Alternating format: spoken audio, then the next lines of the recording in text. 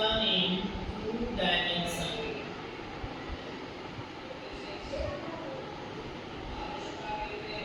हमारा ये चैप्टर है मोशन इन वन डायमेंशन हम पढ़ चुके हैं, मोशन इन प्लेन या मोशन इन टू डायमेंशन।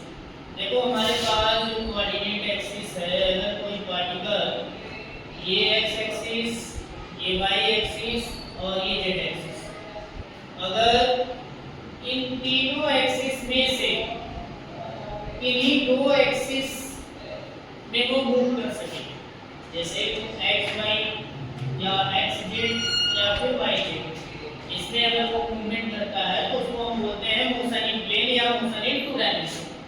इसका एग्जांपल जो है देखो, इसके एग्जांपल्स हमारा सबसे अच्छा example projectile motion, projectile motion circular motion है।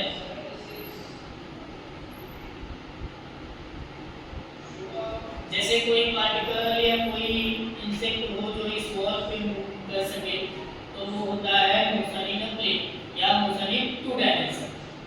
अब हमें सीखना है प्रोजेक्टाइल मोशन क्या होता है, तो हेडिंग लगा लो प्रोजेक्टाइल है, तो प्रोजेक्टाइल मोशन का, तो प्रोजेक्टाइल मोशन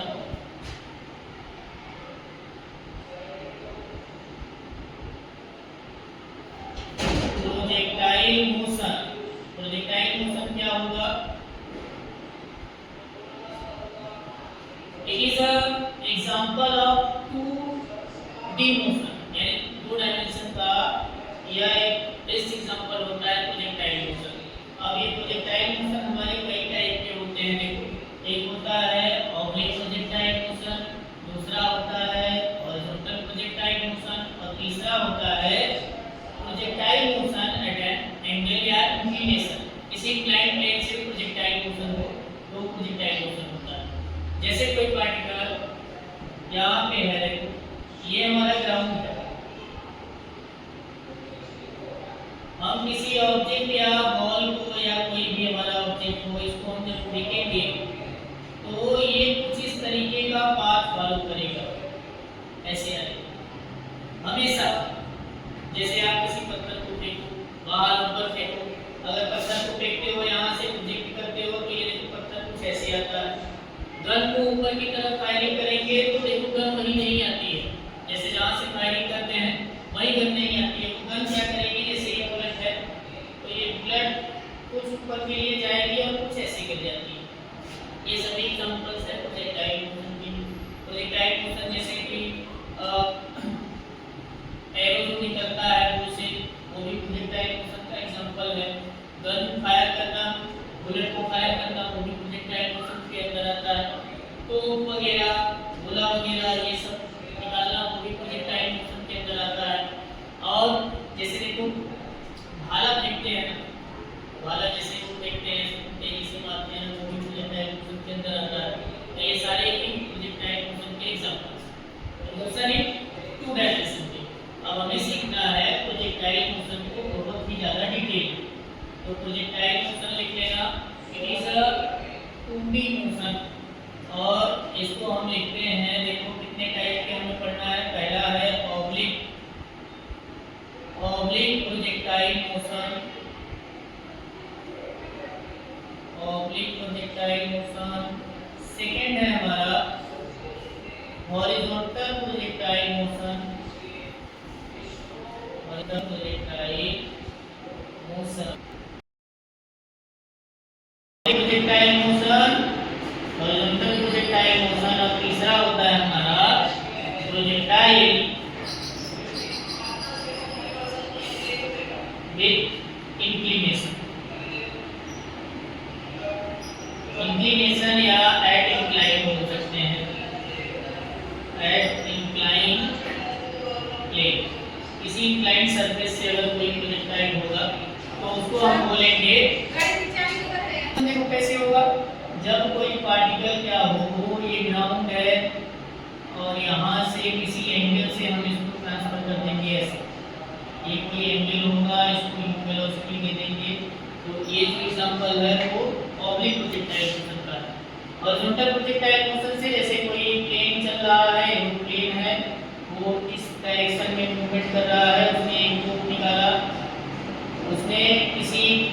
को गिराया तो बम का जो मूवमेंट होगा कुछ ऐसे हो जाएगा, तो ये हो जाएगा हॉरिजॉन्टल प्रोजेक्टाइल मोशन।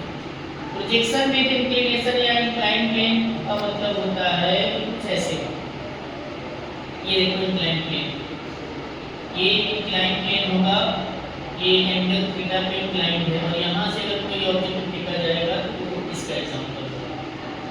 तो ये सारे एग्जांपल्स हैं, कितने टाइप के प्रोजेक्टाइल मोशन हमें सीखना है।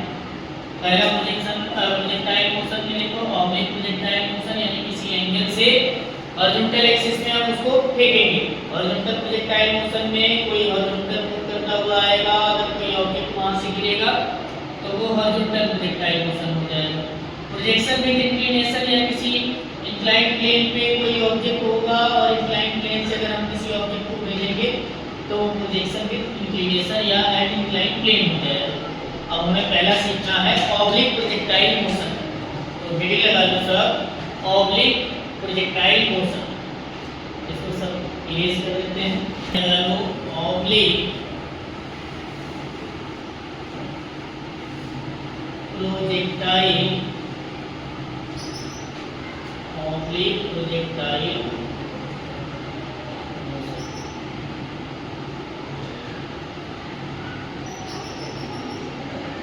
ऐसे है oblique projectile motion. Oblique projectile motion में मान लो कोई ऑब्जेक्ट है, ये ग्राउंड है, ये ग्राउंड सरफेस है, इस ग्राउंड सरफेस से किसी ऑब्जेक्ट को हमने फेंका, ये ऑब्जेक्ट कुछ ऐसे मूवमेंट किया, मान लो हमने इस ऑब्जेक्ट को u वेलोसिटी दिया और ये हॉरिजॉन्टल यानी कि x एक्सिस से थीटा एंगल पे फेंका गया। इसके दो एक्सिस बना लो, ये हो जाएगा x एक्सिस और दूसरा जो होगा वो y एक्सिस। यहाँ से फेंका गया, अब देखो ये जो इसकी वेलोसिटी है ये 2D मोशन है, यानी x में और y में दोनों में मूवमेंट करेगा। तो इसके दो कंपोनेंट आ जाएंगे, एक आएगा x डायरेक्शन में जिसकी वैल्यू होगी u cos थीटा। मैंने बताया था जब कोई भी वेक्टर क्वांटिटी एंगल की तरफ झुके तो वो cos थीटा लिख देना, वही वेक्टर लगा करके, और जब एंगल से दूर जाए यानी एंगल बड़ा हो तो यहाँ पे ये हो जाएगा u sin थीटा, तो ये हो गया u sin, यानी इस वेलोसिटी के दो कंपोनेंट, एक हुआ हॉरिजॉन्टल कंपोनेंट और दूसरा हुआ वर्टिकल कंपोनेंट। अब ध्यान से देखो इसका जो ये हॉरिजॉन्टल कंपोनेंट है यानी कि in the direction of x u cos theta remains same,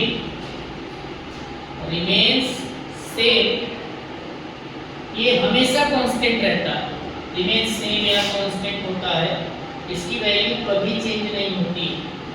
ये चाहे यहाँ से शुरू हुआ u cos थीटा से यहाँ जाएगा तो यहाँ जाएगा तो यहाँ जाएगा, हर एक पार्टिकल हर एक पोजीशन पे तो ये पाथ फॉलो हुआ है वो कहीं पर भी रहेगा तो u की वैल्यू सेम रहेगी। लेकिन जो हमारा वर्टिकल कंपोनेंट है यानी u is equals to u sin theta, ये हमेशा चेंज होता रहेगा। क्यों चेंज होता रहेगा? देखो ये ऊपर की तरफ जाएगा, ग्रेविटी नीचे की तरफ लगा रही है फोर्स, तो ग्रेविटी धीरे धीरे अपनी फोर्स की वजह से इसकी वेलोसिटी को कम करती चली जाएगी और एक समय आएगा जब इसकी वेलोसिटी कम हो जाएगी और जब इसकी वेलोसिटी कम होगी तो ये यहाँ पे जीरो हो जाएगा, फिर जीरो से फिर वो बढ़ना शुरू करेगा धीरे धीरे और लास्ट में जितनी वेलोसिटी से यहाँ चलना शुरू किया था उतनी वेलोसिटी से नीचे गिर जाएगा। यानी जो वर्टिकल वेलोसिटी है वो पहले मैक्सिमम फिर डिक्रीज होगी फिर एकदम जीरो होगा फिर जीरो से फिर इंक्रीज होगा फिर मैक्सिमम हो जाएगा, कुछ इस प्रकार से हो जाएगा। तो ये जो होता है चेंजेस, ऑलवेज चेंजेस। अब हम कैलकुलेट कर लेते हैं पहला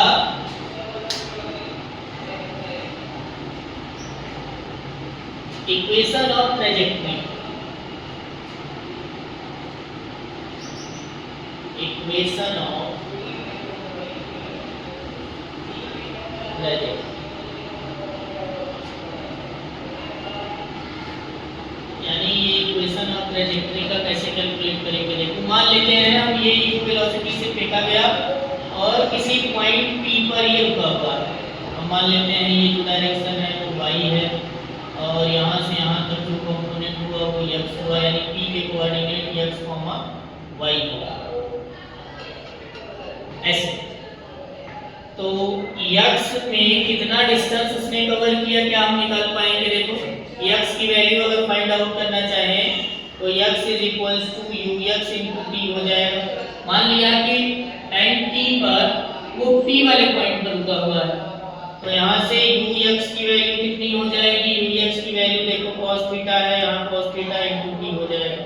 यहाँ से t की वैल्यू निकालेंगे तो ये हो जाएगा x अपॉन में u cos थीटा। ये इक्वेशन नंबर 1 ऐसे हो गया।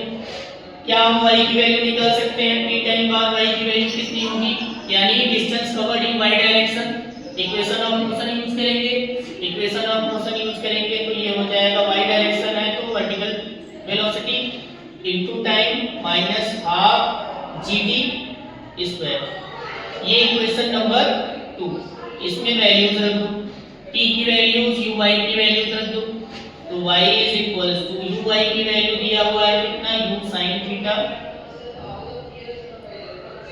इनटू t की वैल्यू x अपॉन में u cos theta minus half g t square यानी x अपॉन में u cos थीटा का होल स्क्वायर। इसको सॉल्व कर लो। देखो इसको सॉल्व करेंगे तो देखो ये sin थीटा cos थीटा ये tan थीटा हो जाएगा, u से u कैंसिल तो ये हो जाएगा x tan थीटा। यहाँ पे जो होगा ये दोनों स्क्वायर हो जाएंगे यानी कि माइनस हाफ जी, ये जी को पहले लिख लेते हैं हम, तो ये g u square cos square theta और ये हो जाएगा x स्क्वायर। तो देखो इसे ही बोलते हैं हम इक्वेशन ऑफ ट्रैजेक्टरी। ये जो इक्वेशन है similar to y is equals to ax minus bx square, यानी ये जो है वो equation of parabola, equation of parabola. यानी इस इक्वेशन से हमें ये पता चलता है कि जो path forward by the particle है वो पैराबोला है, यानी वो पैराबोले के लिए वो जाता है वहां से वहां तक। इससे हमें पता चला इस इक्वेशन से, ये इक्वेशन हमने डिराइव कर लिया, यानी जो इक्वेशन ऑफ ट्रैजेक्टरी हमें बताता है कि जब भी कोई प्रोजेक्टाइल मोशन होता है तो उसका जो